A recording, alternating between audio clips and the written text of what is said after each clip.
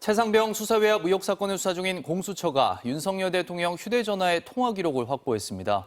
그동안 공수처 요청을 기각했던 법원이 윤 대통령 통화 기록의 조회 필요성을 인정한 겁니다. 이준희 기자입니다. 공수처가 윤석열 대통령의 개인 휴대전화 통신 내역을 확보한 것으로 파악됐습니다. 기간은 최상병 순직 사건과 외압 의혹이 불거진 7월 말 전후인 것으로 알려졌습니다. 지금까지 알려진 윤 대통령 통화 내역은 국방부가 사건 기록을 회수한 지난해 8월 2일 집중적으로 등장합니다. 윤 대통령은 이날 개인 휴대전화로 이종섭 당시 국방부 장관과 1시간 사이 3차례 통화했고 신범철 국방차관, 임기훈 국방비서관과도 통화했습니다.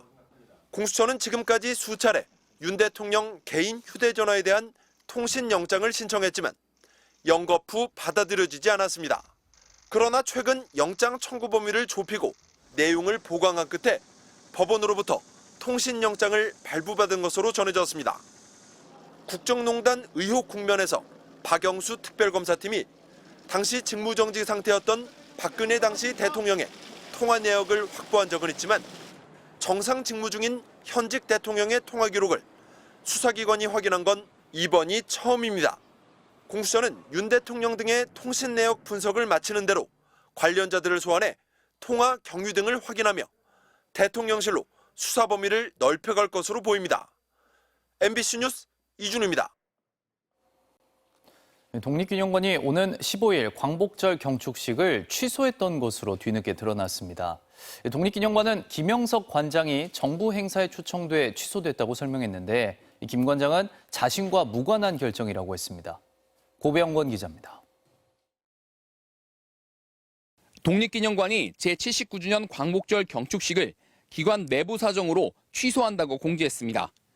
지난 1987년 개관 이후 매년 진행된 경축식이 취소된 건 37년 만에 이번이 처음입니다.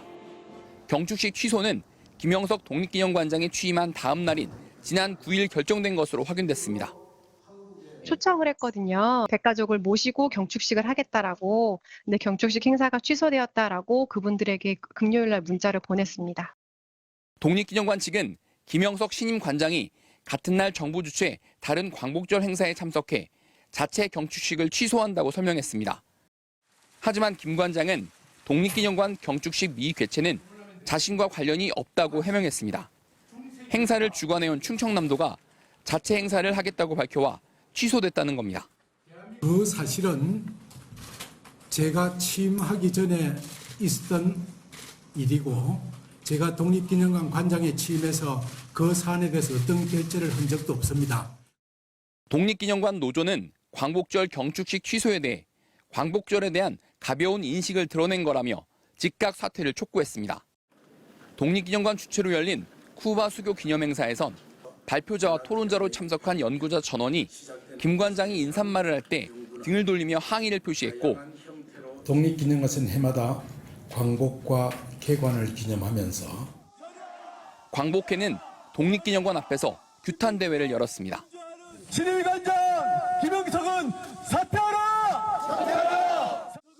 광복절 관련 정부 행사에 불참의 뜻을 밝힌 광복회와 독립운동가 단체들은 오는 15일 서울 용산 효창공원에서 별도의 광복절 행사를 개최할 계획입니다.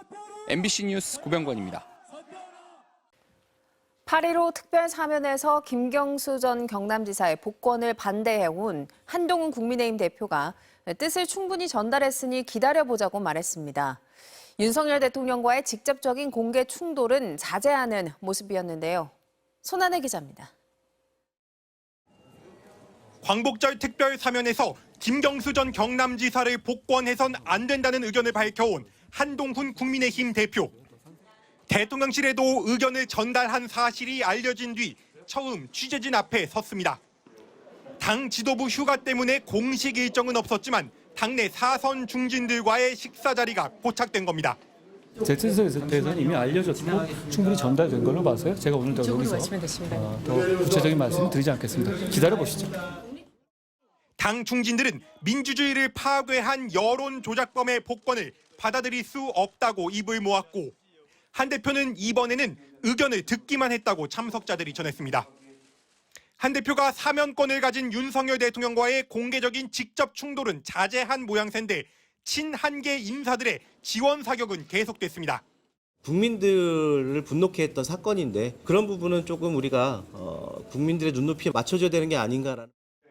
특히 당정 갈등은 당연하다. 당정이 군대 관계가 아니라는 말까지 나왔습니다.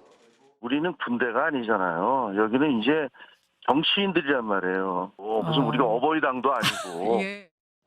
반면 친윤석열계 의원들은 대통령이 국민 통합 차원에서 충분히 복권할 수 있고 결정할 권한도 있다는 분위기입니다. 홍준표 대구광역시장은 법무장관 시절 김경수 전 지사를 사면해준 당사자가 복권을 반대하는 건 이치에 맞지 않는다며 엉뚱한 짓 하지 말고 야당이 복주하는 국회 대책이나 세우라고 꼬집었습니다. MBC 뉴스 손하늘입니다.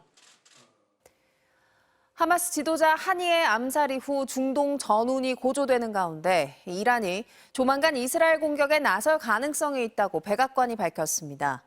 바이든 대통령은 영국, 프랑스, 독일, 이탈리아와 정상 전화 통화로 협상을 촉구했습니다. 워싱턴에서 김재용 특파원입니다. 이란의 이스라엘 공격 가능성을 확인했다는 게 백악관의 판단입니다. 며칠 내일 수도 있다는 건데 다만 시간은 아직 특정할 수 없다고 존 커비 백악관 NSC 국가안보회의 보좌관은 밝혔습니다. We're continuing to watch it very, very closely, and it is difficult to ascertain at this particular time. 오는 목요일 협상이 재개되길 기대한다며 하마스 측이 협상에 나와야 한다고 요구했습니다. 전운이 고조되면서 폭스TV는 공격이 24시간 이내에 시작될 수 있다고 보도했는데 실제로 분위기는 심상치 않아 보입니다. 바이든 대통령이 영국, 프랑스, 독일, 이탈리아 정상과 전화통화를 갖고 대책을 논의했고 로이드 오스틴 국방장관은 핵 추진 순환 유도탄 잠수함을 중동에 배치했다고 밝힌 상황입니다. 아울러 이란이 러시아에 단거리 탄도미사일을 전달할 것이란 로이터 통신의 보도와 관련해서도 미국은 경고하고 나섰습니다. We are prepared to deliver a swift and severe response if Iran were to move forward with the transfer of ballistic missiles. 두 개의 전쟁에 이란이 어떤 식으로든 연계될 수도 있다는 게 미국의 고민입니다. 미국은 그러나 러시아가 우크라이나 수도 키이우를 공격할 당시 사용한 미사일 중에 북한산이 포함된 것인지에 대해선 확인할 수 없다고 덧붙였습니다. 워싱턴에서 MBC 뉴스 김재용입니다.